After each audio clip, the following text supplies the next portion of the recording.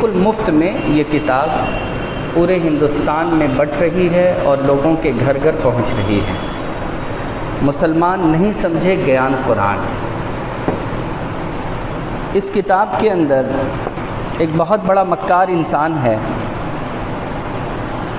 और इस मक्कार इंसान का नाम है सत्य रामपाल जी महाराज। ये बहुत बड़ा मक्कार इंसान है। इसका प्रोग्राम टीवी चैनलों पर भी आता है। सबसे बड़ा वो टीवी चैनल जिसको मुतफन्नी कह लें आप, सुदर्शन न्यूज़ चैनल, और दीगर बहुत सारे चैनल हैं जैसे ईश्वर है और साधना चैनल। इन सारे चैनलों पर ये सत्य रामपाल जी महाराज इसका जो है प्रोग्राम आता है। उसी ने इस किताब को लिखा है कि मुसलमान नहीं समझा ज्ञान कुरान। मैं तज़किरा उन्हीं लोगों का कर रहा हूँ जिन्होंने इंसान को खुदा मान लिया और कुरान की आयत को उस तरफ फेर दिया जिधर ये बात जानी ही नहीं थी। सबसे पहले इस आयत मुबारका पर जो सवाल है कि कबीर से मुराद कबीर साहब है जो इंसान हैं, तो ये बात आप समझे या नहीं समझे? अब मैं वापस लौट रहा हूँ इसी आयत नंबर 52 की तरफ। फला तुतिल काफिरीन वजाहिदहुम बिही जिहादन कबीरा। मोहम्मद सल्लल्लाहु अलैहि वसल्लम से कहा जा रहा है कि ए मोहम्मद सल्लल्लाहु अलैहि वसल्लम, आप इनकार करने वाले लोगों की पैरवी मत कीजिए और आप जिहाद कीजिए। किस चीज के साथ? किस चीज के साथ जिहाद कीजिए? वजाहिदहुम बिही जिहादन कबीरा। आप जिहाद कीजिए कबीर जिहाद के साथ। अब कबीर जिहाद, तो लोगों ने कहा वही कबीर जिहादी की बात हो रही है, वो जिहादी थे, उनकी बात हो रही है। आपको हम बताएं, वजाहिदहुम बिही जिहादन कबीरा।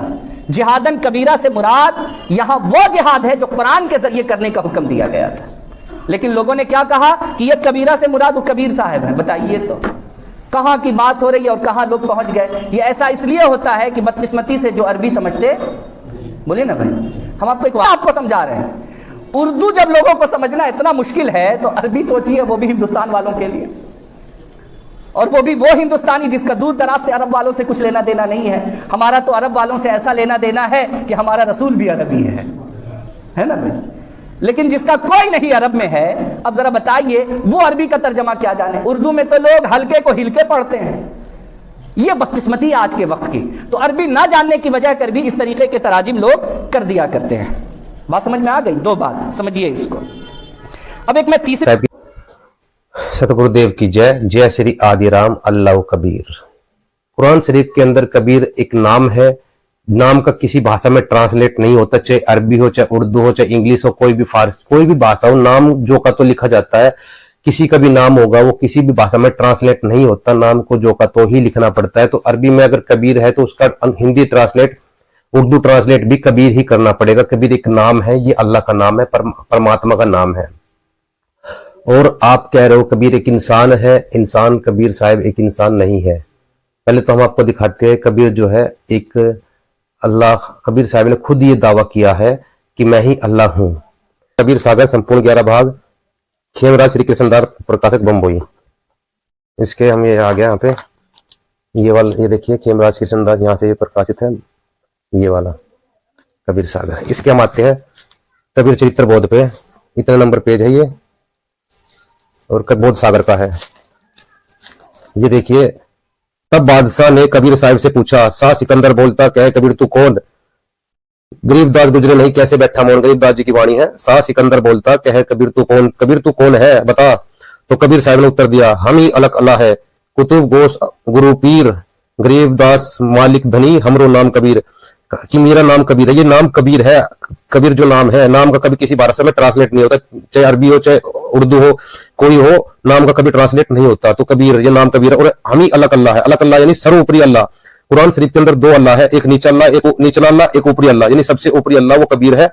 और जो कुरान शरीफ का ज्ञान दे रहा है वो केवल अल्लाह है, और अलग अल्लाह वो कबीर साहब है। और मैं कबीर सर्वज्ञ हूं, यानी कुरान शरीफ की कई आयतों में सर्वज्ञ का जिक्र होता है कि वो अल्लाह जो है सर्वज्ञ है, तो कबीर ही सर्वज्ञ है। मैं कबीर सर्वज्ञ हूं, सकल हमारी जात, गरीबदास पिंड ब्रह्मंड में युगन युगन संग साथ। तो कबीर साहब ने उत्तर दिया, मैं ही अलग अल्लाह हूं, यानी सबसे ऊपरी अल्लाह, सबसे final God, supreme God Kabir है। अभी हमने आपको प्रमाण दिखाया, कबीर साहब ने खुद ये दावा किया है कि मैं ही वो अलग अल्लाह हूं, सारी सृष्टि का मालिक मैं हूं और मेरा नाम कबीर है। जब कबीर ने खुद दावा किया कि मेरा नाम कबीर है, तो भाई जब नाम कबीर है, कबीर एक नाम है, तुम किस किस कौन सा फॉर्मूला लगा के कबीर का ट्रांसलेट कर रहे हो? नाम की भी कभी किसी भाषा में ट्रांसलेट नहीं होता, नाम जो का तो लिखा जाता है। एक बार मैं इंग्लिश सीख रहा था, तो मास्टर ने टीचर ने मेरे से एक सेंटेंस बोला, भूमि बोलती है, इसकी इंग्लिश बनाओ। तो मैंने उसका ट्रांसलेट कर दिया, द लैंड स्पीक्स। तो मास्टर टीचर उसने मुझे डांटा, बोला कि द लैंड स्पीक्स ये कौन सा ट्रांसलेट हुआ भाई? भूमि कभी बोलती है क्या? ये देख, ये लड़की बैठी है, इसका नाम भूमि है। उन्होंने बताया कि देखिए तेरे बराबर में जो लड़की बैठी, इसका नाम भूमि है। भूमि एक लड़की है, ये नाम है, नाम का कभी ट्रांसलेट नहीं होता। तो उसने कहा कि भूमि लिखा, भूमि स्पीक्स। तो ये जितने भी बड़े अंग्रेज है ना, ये अरबी के विद्वान, ये सब के सब नालायक है। इनको ये नहीं पता कि ये कबीर नाम है, तुम नाम का ट्रांसलेट कर रहे हो। जैसे मूसा, एक कुरान शरीफ के अंदर जो अरबी भाषा में मूसा शब्द आया है, तो वहां पे इन्होंने हिंदी में मूसा का मूसा ही लिखा है, वहां ट्रांसलेट क्यों नहीं किया? तो इनको एक अरबी भाषा सीख लेने से कोई विद्वान नहीं हो जाता। विद्वान के लिए अल्लाह से, अल्लाह की रहमियत पानी पड़ती है, इल्म लेना पड़ता है। ये जो ज्ञान सदगुरु रामपाल जी महाराज जी ने दिया है, ये ज्ञान सदगुरु रामपाल जी महाराज जी का दिया हुआ ज्ञान है। उन्होंने इस कुरान शरीफ को खोला है, सारा ज्ञान सदगुरु रामपाल जी महाराज जी ने दिया है। अब कुरान शरीफ में प्रमाण दिखाते हैं, सबसे ऊपरी अल्लाह जो है वो कबीर है। कबीर ही है जो सबसे ऊपरी अल्लाह है। कुरान की 4 या 5 आयत में लिखा हुआ है अलीउल कबीरा। अलीउल कबीरा का मतलब है सबसे ऊपरी अल्लाह, सुप्रीम गॉड। 2 अल्लाह है कुरान शरीफ में। एक ये जो कुरान शरीफ का ज्ञान दे रहा है, ये तो केवल अल्लाह है, लेकिन जो कबीर है वो सबसे ऊपरी अल्लाह है। ये दिखाते कुरान में प्रमाण आपको।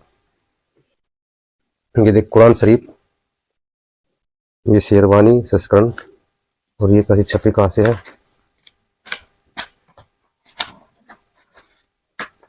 ये देखिए शेरवानी संस्करण, डीपीवी पब्लिकेशन, ये लखनऊ से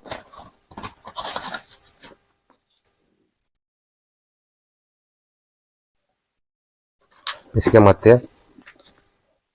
ये देखिए सूरतुल हजी 22, इस पे आयत जो है ये 62 आयत है, इधर से उल्टा चलता है इसमें।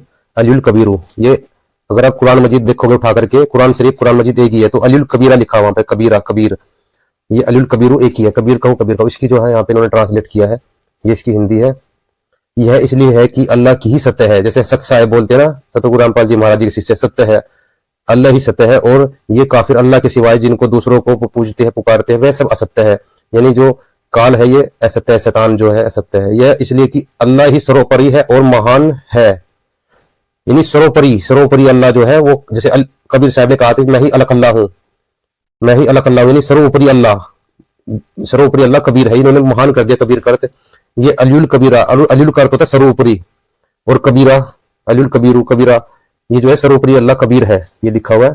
यहाँ इन्होंने कबीर का अर्थ महान कर दिया, जबकि सर्वोपरि अल्लाह जो है वो महान है, कबीर है। इसमें बहुत आयतें, 4-5 आयतें जिसमें सर्वोपरि अल्लाह लिखा हुआ है, और कबीर तो बहुत ज्यादा जगह लिखा हुआ है।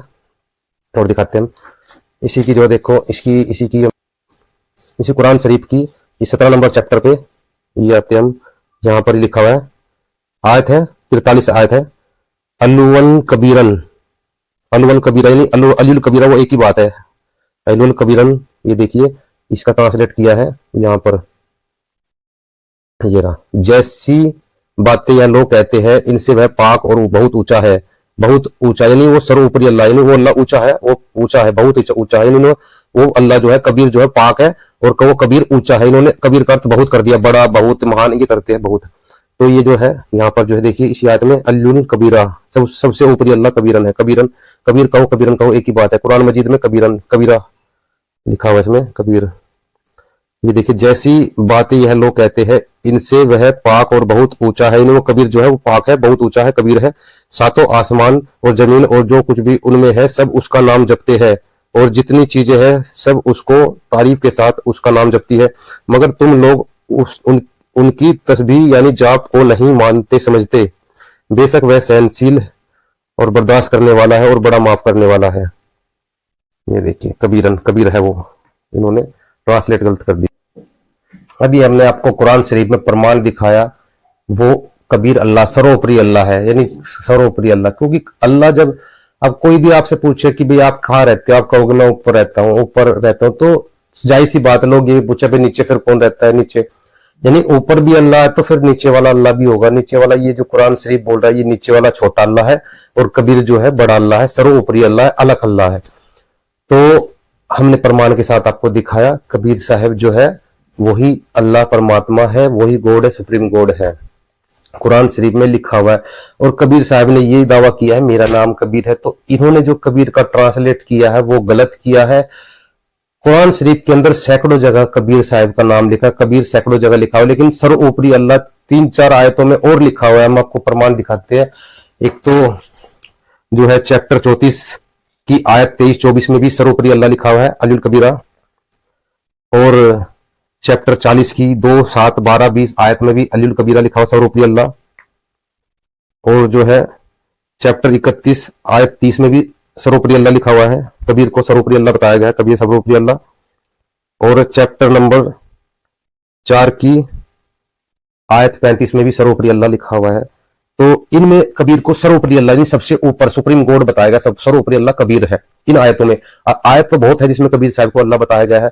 और कुरान शरीफ के अंदर 2 अल्लाह का प्रमाण है, एक तो कुरान शरीफ बोल रहा है, एक उससे अलग जो अल्लाह है, जो सर्वोपरि अल्लाह कबीर है, वो थर्ड पर्सन है, वो हजरत मोहम्मद जी से उसकी जानकारी, इस अल्लाह की जानकारी तो हजरत मोहम्मद जी को ये अल्लाह दे ही रहा है, लेकिन उस कबीर अल्लाह की जानकारी जो सर्वोपरि अल्लाह उसके लिए ये ऑप्शन देता है कि हजरत मोहम्मद उसकी जानकारी तो किसी बाखबर से जाकर पूछ। सूरत फुरकानी 25 आयत 59 में कह रहा है कि जिसने जमीन और आसमान के बीच में जो कुछ भी है सबको पैदा किया और फिर तख्त पे जा बैठा, उस अल्लाह की जानकारी तो किसी बाखबर यानी तत्वदर्शी संत से जाकर पूछ लो। तो वर्तमान में वो बाखबर संत रामपाल जी महाराज है, उनके पास पूरा इल्म है, पूरा जाप मंत्र है भी। आपने खुद अपनी पहचान बताता है कि वो हमेशा से है और हमेशा रहेगा, वो कभी मरता नहीं है। कुरान में जगह जगह पर अल्लाह रब्बुल इज्जत ने फरमाया, जैसे आप सूरह अखलास देख लीजिए, कुल हुवल्लाहु अहद अल्लाहुस समद लम यलिद वलम यूलद वलम यकुल लहू कुफुवन अहद। अल्लाह रब्बुल इज्जत को न किसी ने जना है, न उसने किसी को जना, न वो किसी का बाप है, न उसका कोई बाप है। कबीर साहब के अब्बा थे कि न थे?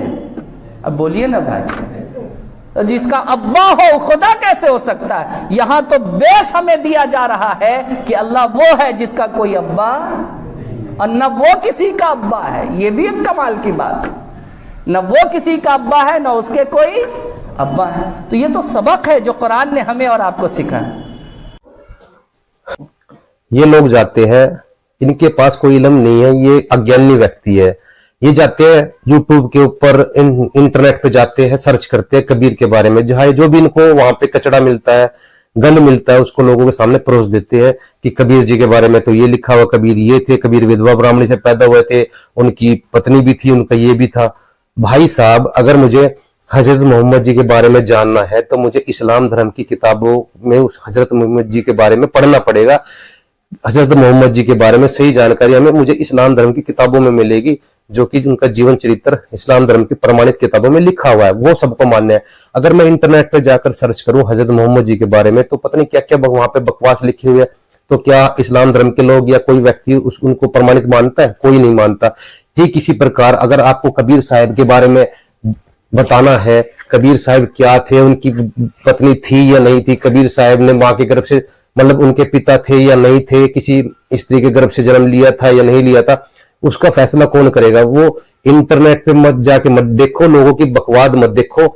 ये जो है कबीर सागर है, कबीर शब्दावली है, कबीर बीजक है, बहुत सारे कबीर साहब के ग्रंथ है, उनमें बताओ कबीर साहब के बारे में क्या लिखा हुआ है, कबीर साहब क्या थे, उन्होंने उनकी रियल जानकारी कबीर साहब के ग्रंथों में लिखी हुई है। इथों की गवाही चाहिए प्रमाणित, जैसे मैं कुरान शरीफ का प्रमाण दे रहा हूं ना, ऐसे कबीर सागर से प्रमाण दे के मुझे दिखाओ कि कबीर साहब के बारे में कहा लिखा हुआ है कि वो विधवा ब्राह्मणी से पैदा हुए थे, कहा लिखा हुआ है उनकी पत्नी थी। संत ग्रंथ शास्त्रों से प्रमाण दो ना। मैंने कुछ आर्गुमेंट्स दिए हैं कि वो जो अल्लाह है वो ना तो उसका कोई अब्बा है ना वो किसी का अब्बा है, यानी ना तो वो किसी की गर्भ से पैदा होता है और ना ही वो किसी को अपने शरीर से पैदा करता है, यानी किसी स्त्री को रख करके बच्चे पैदा नहीं करता। आइए दिखाते हैं कबीर साहब को ना तो किसी स्त्री ने जना, ना ही उन्होंने कभी किसी स्त्री से शादी की और ना ही उन्होंने बच्चे पैदा किए। प्रमाण दिखाते हैं। कबीर सागर सिक्किम राज्य कृष्णदास प्रकाशन, वही कबीर सागर है ये। इसके हम आ जाते हैं बोध सागर, कबीर चरित्र बोध, और पेज नंबर इतने पे आ जाते हैं। कबीर साहब का काशी में प्रकट होना। संवत 1455 विक्रमी जेठ सुदी पूर्णिमा सोमवार के दिन सतपुरुष का तेज काशी के लहर तालाब पर में उतरा। उस समय पृथ्वी और आकाश प्रकाशित हो गया। बिजली चमक रही थी। जिस समय वह प्रकाश तालाब में उतरा उस समय समस्त तालाब जगमग जगमग करने लगा और बड़ा प्रकाश हुआ। वह तेज बालक के आकार में हुआ। उस जल के ऊपर कमलों के पुष्प पर उतरने और बालक के सदृश हाथ पांव फेंकने लगा। वह तेज अपनी समस्त प्रभावों के पृथक करके मनुष्य के बच्चे के आकार में दिखाई दिया। नीरू जुलाहा काशी नगरी में रहता था। वह दिवस वह अपनी स्त्री सहित चला आता था। उसकी स्त्री नीमा प्यासी हुई जल पीने के लिए उस तालाब पर गई। वहीं देखा तो वह एक बड़ा ही सुंदर बालक कमलों के पैर मारता फिरता है और हाथ पांव फेंक रहा है। उस बालक को देखकर नीमा तालाब के भीतर घुसकर उस बच्चे को अपनी गोद में उठा लिया और तालाब से बाहर निकल नीरू के पास आई। यही कबीर साहब माँ के गर्भ से जन्म ले लिया और प्रकट हुए थे कमल के फूल पर, यह सिद्ध हो गया। फिर नीरू ने काजी को बुलाया और पूछा कि इस बालक का क्या नाम रखना चाहिए। जब काजी किताब खोलकर बालक का नाम स्थिर करने लगा तब कुरान के मध्य में बालक के 4 नाम निकले, कबीर, अकबर, किबीरा, कबीरिया। ये 4 नाम देखकर काजी चुप हो गया और अपने दांतों के नीचे उंगली दबाने लगा। फिर वह कुरान खोलकर देखता तो समस्त कुरान उन्हीं नामों से भर दिखलाई दिया। इन्हीं सब कुछ खत्म हो गया। ये केवल 4 नाम रहे कुरान के अंदर। अब काजी के मन में अत्यंत संदेह उत्पन्न हुआ कि ये 4 नाम तो खुदा के हैं। अब क्या करे, हमारे धर्म की अप्रतिष्ठा हुई। ये 4 नाम तो खुदा के हैं। अब यहाँ पर आते हैं, अब कौन उपाय करना चाहिए कि ये ऐसे दरिद्र जुलाहे के पुत्र का इतना बड़ा नाम ना रखा जावे। यानी एक छोटे जुलाहे का इतना बड़ा नाम नहीं रखना चाहिए। कबीर बहुत बड़ा नाम होता है मुसलमान धर्म में। इन 4 नामों के सिवा और कुछ नहीं निकला। तब काशी के काजू ने आपस में सम्मति की और नीरू से कहा कि हे नीरू, तू इस बालक को अपने घर के भीतर ले जा, मार डाल खपा दे। तब वह जुलाहा कबीर साहब को अपने घर के भीतर ले गया। उनको छुरी से काटने लगा। छुरी एक ओर से दूसरी ओर पार निकल गई। न कोई घात हुआ और न ही लोहू का एक बूंद ही निकला और न गले पर कोई चिन्ह हुआ। नीरू यह आश्चर्य में वृतांत देखकर एकदम डर गया और थर-थर कांपने लगा। उसके हाथ पैर छुरी गिर गई। वह अचेत सा हो गया। तब कबीर साहब बोले कि हे नीरू, मेरा कोई माता पिता नहीं है। यानी कबीर साहब का कोई अब्बा नहीं है, न कोई माता है। ना मैं उत्पन्न होता हूँ, न मैं मरता हूँ। अब ये कह रहा है जैसे कबीर जी आए और चले भी गए। कबीर साहब ना तो पैदा होते हैं, ना मरते हैं। ना मुझको कोई मार सकता है, ना मैं किसी को मारता हूँ, और ना मेरा शरीर है, ना मेरे मांस चरम हड्डी है, रक्त है। यानी कबीर साहब मैं स्वयं प्रकाशमान हूँ। मैं स्वयं प्रकाशमान हूँ। यानी कबीर साहब के शरीर में हड्डी नहीं है, मांस नहीं है, हाड़ मांस का शरीर नहीं है। माता पिता के सहयोग से बना कबीर साहब का शरीर नहीं है। कबीर परमात्मा का, जैसे ये कहते हैं कि कबीर साहब का, जैसे कहते हैं कबीर साहब के हाथ पैर तो है लेकिन वो लेसेस कमिश्नर है। मतलब ये जैसे बताते हैं कबीर साहब के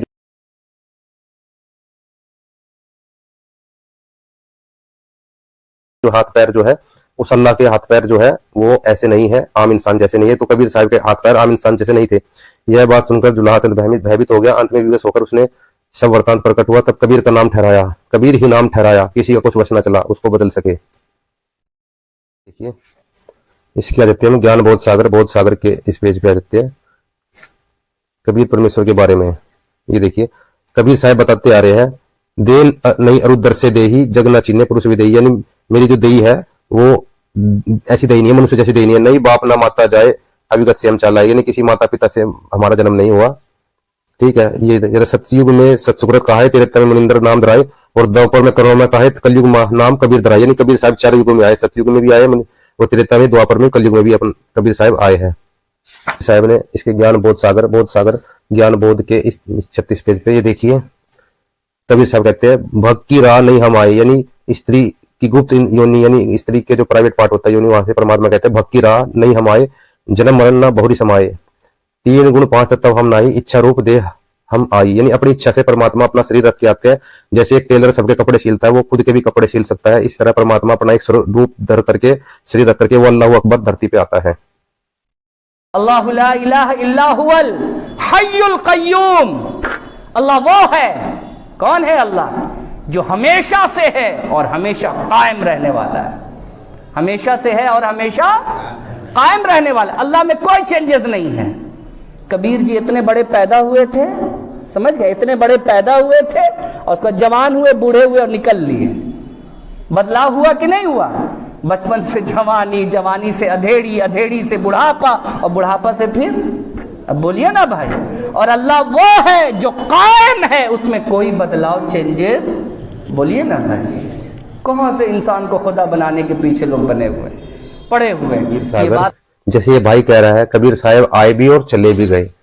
कबीर साहब ना तो किसी माँ के गर्भ से जन्मा, ना ही कबीर साहब की कोई मृत्यु हुई। ये देखिए कबीर साहब के अंतर्धान होने का वृत्तांत। जब काशी के मनुष्य ने कबीर साहब की नेक लीलाएं देख ली तो जान लिया कि यह तो स्वयं परमेश्वर है। किसी इनके मारने से मरते, न काटने से कटते, और न ही डुबोने से डूबते, और न ही जलाने से जलते, और न ही कोई हथियार आपके ऊपर फलित होता है, और न ही मनुष्य, पशु, देवता आदि आप पर किसी प्रकार का क्षति पहुंचा सकता है। तब उन लोगों ने आपसे पूछा कि आपकी मृत्यु क्यों कर होगी? तो उस समय आपने कहा कि मैं मगध देश में जाकर छिप जाऊंगा। तो कबीर साहब ने चलाने का शब्द प्रकट और चादर तान कर लेट गए, अपने मुंह पर कपड़ा ले लिया और लोगों से कहा कि अब इस कोठरी का ताला बंद कर दो। दो लोगों ने वैसा ही किया। जब ताला बंद किया तब ऐसा शब्द हुआ कि जिसको सुनकर उपस्थित मनुष्य के चित्त पर बड़ा प्रभाव पड़ा और जय जयकार हुआ कि सतगुरु सतलोक को सिधार गए, यानी कबीर साहब सैसरी सतलोक को चले गए। जब उस कोठरी का ताला खोला तो उस तब केवल 2 चादर मिले, कुछ कमल के पुष्प मिले। इनमें से एक चादर और आधे फूल राजा वीर सिंह ने यानी हिंदू ने ले लिए, दूसरी चादर और कमल के फूल नवाब बिजली खान ने ले लिए, यानी दूसरी चादर जो है मुसलमान ने ले ली। कबीर साहब का शव कहीं दिखाई नहीं दिया, यानी कबीर साहब जो है मृत्यु नहीं हुई, सैसरी आए थे और सैसरी चले गए। राजा ने चादर और पुष्प लेकर सतगुरु की समाधि काशी में बनाई और बिजली खान ने समाधि बनाई जो मगर में, कबीर नगर में जो है मगर में बनाई। हमने आपको प्रमाणित करके दिखाया कबीर साहब ने ना तो किसी माँ के गर्भ से जन्म लिया और ना ही उनकी मृत्यु हुई। वो सैसरी आए थे, कमल के फूलों प्रकट हुए थे और सैसरी चले गए थे सतलोक को। तो अल्लाह कबीर अकबर जो है ये जो है सबके सारे सृष्टि चला रहा है। ये ना तो ये जन्म लेते हैं किसी माँ के गर्भ से, ना तो इनका कोई अब्बा है और ना ही ये किसी के अब्बा, यानी इनकी कोई पत्नी नहीं है, कोई बच्चे नहीं है, ये भी सिद्ध करते हैं। सागर संपूर्ण 11 बाद खेमराज वही कबीर सागर है। अब कुछ लोग कहते हैं कबीर साहब के जो है बच्चे भी थे। अब देखते कैसे बच्चे थे, उनके 2 बच्चे कैसे हुए थे वो देखते हैं। ये बोध सागर का है, कबीर चरित्र बोध, और इतना नंबर पेज है ये, ठीक है। इसके माते कमाल का प्रकट होना, यानी एक दिन गंगा तट पर बादशाह कबीर साहब और शेख बैठे थे। उस समय गंगा में एक बालक की लाश बही जाती थी। शेख ने कहा, हे कबीर साहब, गंगा में जो मुर्दा बहा जाता है उसको आप जीवित करो। यानी एक मुर्दा बहता हुआ गंगा में बहता हुआ आ रहा था। कबीर साहब ने कहा कि हे मुर्दे उठ कुदरत के कमाल से। तब वह उठ खड़ा हुआ। जब कबीर साहब ने उस मुर्दे को जीवित किया तब बादशाह और शेख एकदम आश्चर्य में आकर बोल उठे कि वाह, आपने तो कमाल कर दिया। कबीर साहब ने कहा, अच्छा लो, आज से इस लड़के का नाम भी कमाल हुआ। यह जगत में मेरा पुत्र कहलाकर प्रसिद्ध होगा। उसी दिन से कमाल हुआ और वह कबीर का पुत्र कमाल कहलाता था। यानी कबीर साहब के शरीर से पैदा नहीं हुआ था, यानी कबीर साहब की स्त्री से पैदा नहीं हुआ। कबीर साहब कोई स्त्री नहीं थी, ना ही उससे कोई बच्चा पैदा हुआ था। ये एक मुर्दे को जीवित किया था और कबीर साहब ने अपने बच्चे के रूप में रखा था, उसको कमाल कहा गया था। ओके, ये बोध सागर कबीर सागर चित्र बोध का कमाली का प्रकट होना, यानी कबीर साहब का दूसरा बच्चा जो थे वो कैसे कमाली कैसे हुई थी, ये पेज नंबर इतना।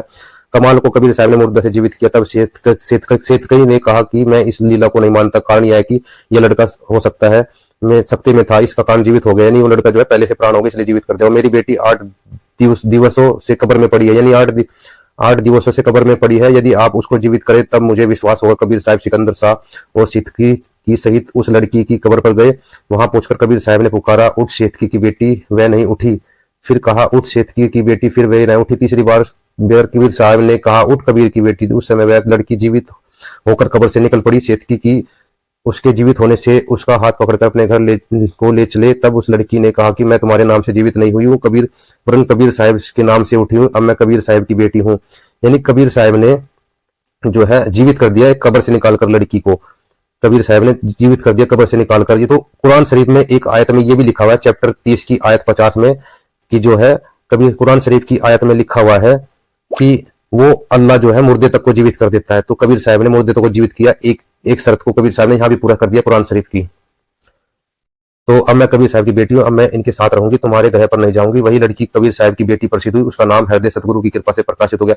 यानी कमाल और कमाली जो है ये कबीर साहब के शरीर से पैदा नहीं हुए थे, उनकी कोई स्त्री से नहीं थी, नहीं किसी स्त्री से बच्चे पैदा हुए थे। कबीर साहब ने मुर्दों को जीवित किया था, उनको अपने बच्चों के रूप में रखा था। तो ये कबीर साहब के बच्चे थे। जिन मूर्खों को नहीं पता वे बकवास करते हैं। बोलिए, कबीर साहब आए भी और क्या कमाल की बात है भाई। ये बड़ी अजीबो गरीब सी बात आपको नहीं लगती है? सवाल ये है कि कबीर अल्लाह हैं। और अल्लाह कह रहा है मोहम्मद सल्लल्लाहु अलैहि वसल्लम आप उस अल्लाह पर भरोसा कीजिए, उस अल्लाह पर यकीन कीजिए जो हमेशा से है, हमेशा रहेगा, कभी वो मरेगा। लीजिए साहब, लोगों ने तो उनको जला भी दिया और उनकी अस्थियां बहा भी दी। कमाल की बात है साहब, वो खुदा कैसे हो सकता है जो आया भी और मेरा रब तो हमेशा से है और हमेशा रहेगा। यह जवाब सूरह फुरकान के अंदर मौजूद है और यह सूरह फुरकान की आयत नंबर 58 मैंने आपके सामने पढ़ी है। ला इलाहा इल्ला हुवल हय्युल क़य्यूम। अल्लाह वो है, कौन है अल्लाह? जो हमेशा से है और हमेशा कायम रहने वाला है। हमेशा से है और हमेशा कायम रहने वाला। अल्लाह में कोई चेंजेस नहीं है। कबीर जी इतने बड़े पैदा हुए थे, समझ गए, इतने बड़े पैदा हुए थे और उसको जवान हुए, बूढ़े हुए और निकल लिए। ये भाई कह रहा है कबीर साहब जो है बूढ़े भी हुए, जवान भी हुए और बच्चे भी बने, तो अल्लाह जो होता है वो एक जैसा रहता है। वो कभी ना तो वो बड़ा होता है और ना वो बूढ़ा होता है, ना जवान होता है, वो ना बच्चा बनता है। तो सतगुरु कबीर साहब जो अल्लाह अकबर जो तख्त पे बैठे हुए हैं वहां पर वो सदा एक जैसे रहते हैं। उनको वेदों में युवा कबीर कहा है। तो वो अपने सिंहासन पर उसी पोजीशन पर बैठे हुए हैं। लेकिन जब वो इस धरती पर आते हैं, इस धरातल पे आते हैं, इल्म देने के लिए बाखबर की भूमिका करते हैं, तब वो एक लीला करते हैं। बच्चे से बूढ़े तक होते हैं, लेकिन वो ना तो जन्म लेते किसी माँ के गर्भ से, ना ही वो मरते हैं, लेकिन वो एक लीला करते हैं। लेकिन कबीर साहब के बारे में दिखाते हैं ना तो वो बूढ़े हैं ना वो बच्चे हैं, वो सदा जवान है, अविनाशी कबीर है जो कभी ना मरे। कबीर सागर खेमराज के संदास प्रकाश मुंबई। ये देखिए, ये है अगम निगम बोध सागर, सत कबीर वचन। ये क्या है, गोरखनाथ जी थे। जैसे स्वर्ग से, जैसे कभी भी कोई भी अप्सरा स्वर्ग से आ जाती है, उसी तरह गोरखनाथ जो है बहुत पहले हुए थे। लेकिन स्वर्ग में नाथ जी जो है वो जो है वैष्णव धर्म का जो वैष्णव परंपरा जो है वो जो है आगे बढ़ रही थी और नाथों का पतन हो रहा था, इसलिए गोरखनाथ धरती पे उतर कर आए। किसी को नहीं पता था गोरखनाथ है, लेकिन कबीर साहब ने पहचान लिया उनको। और कबीर तो गोरखनाथ ने कबीर साहब से पूछा था कि क्या उम्र है तुम्हारी, यानी जैसे ये कह रहा ना कबीर साहब की उम्र थी, तो गोरखनाथ ने कबीर साहब से पूछा था कि क्या है उम्र तुम्हारी। तो कबीर साहब कहते हैं, जो पूज्य सो बावरा, क्या उम्र हमारी, असंख्य युग प्रलय हो गई तब के ब्रह्मचारी, यानी असंख्य युग प्रलय हो गए तब के ब्रह्मचारी, कोटि निरंजन हो गए परलोक सिधारी, यानी निरंजन यानी काल, ये शैतान जो कुरान का ज्ञान दे रहा है और जो गीता ज्ञान दे रहा है वो ये निरंजन है।